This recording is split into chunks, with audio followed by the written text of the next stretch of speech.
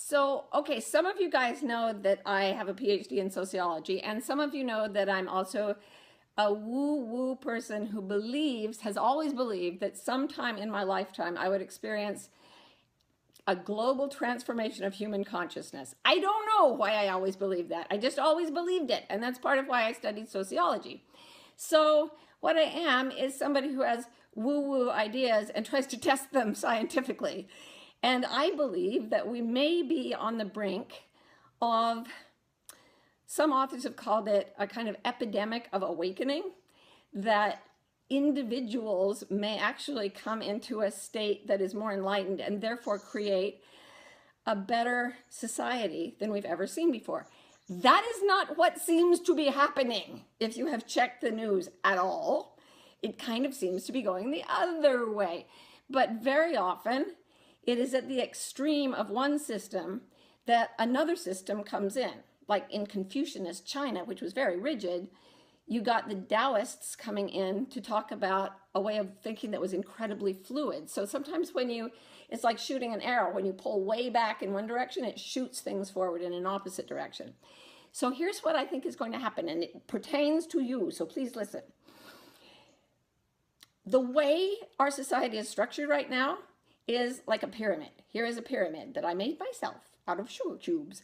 And it represents the power structures that come from the ability to force, to amass wealth, to kill, to harm, to dominate. And this is the type of social structure that's been in existence all over the world for recorded history, okay?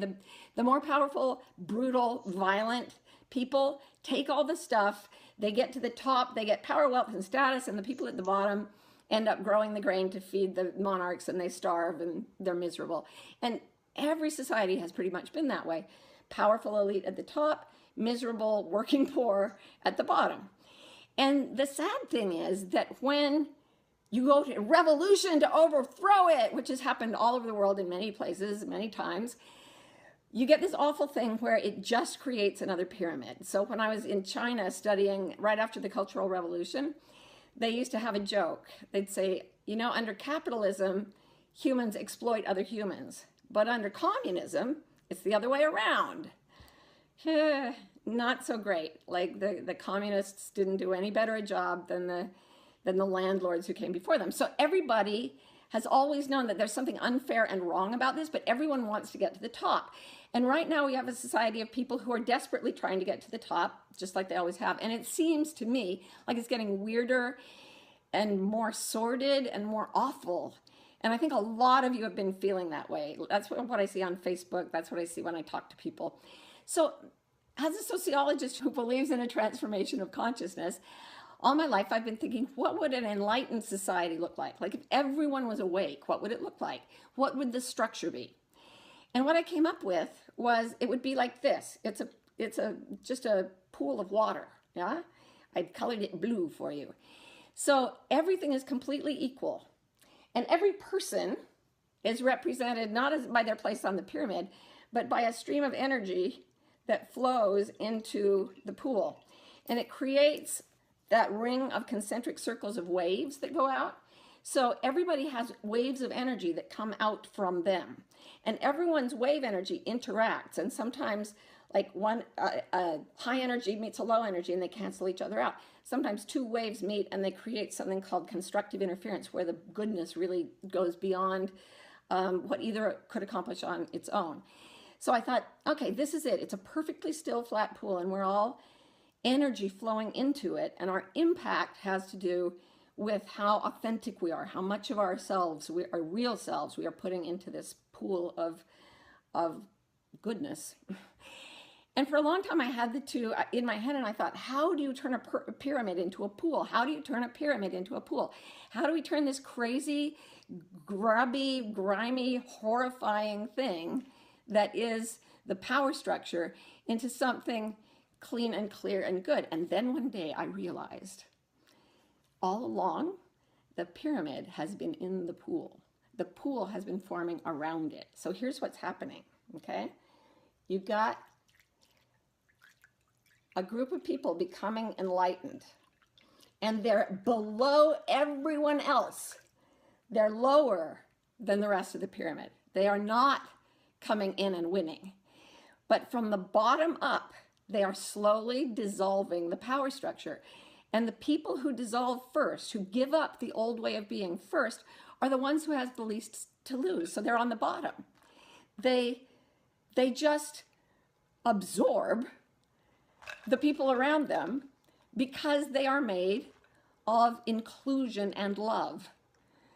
There is no conquering in this. The pool doesn't destroy the pyramid, it includes it.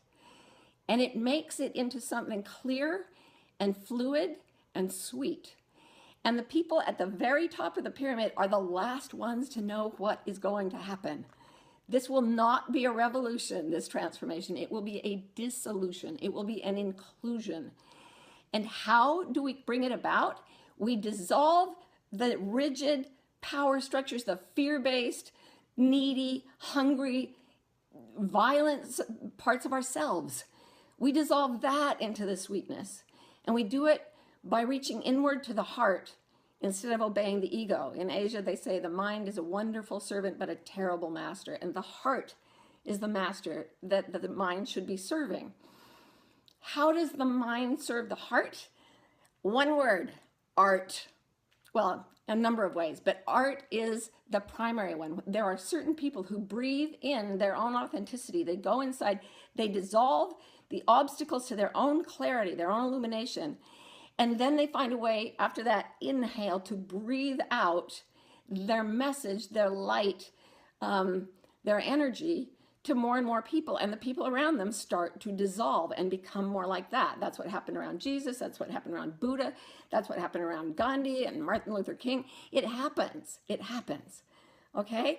So I know some people that I've talked to are really discouraged. It's like, why should we make art? Everything's falling apart. I want you to listen to a quote from Toni Morrison. She wrote this in a self-described very dark mood after George Bush the second was elected for the second time, and she was feeling really down. And she wrote, "This is precisely the time when artists go to work. There is no time for despair. There is no place for self-pity, no need for silence, no room for fear. We speak, we write, we do language. That is how civilizations heal."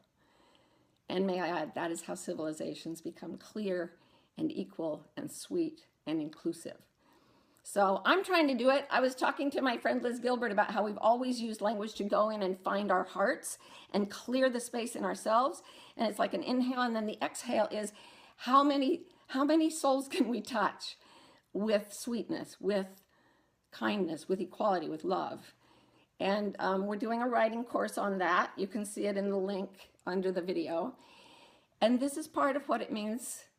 This is all of what it means for me to change the world right now. This is what came to me. What's coming to you? Breathe in, find yourself, find your truth, become clear, and then watch all the rigidity in you dissolve, and then be that, and watch the people around you begin to lose their own rigidity and join you in this fluid oneness that is a transformed society. I hope this helps. And I'll see you on the internet.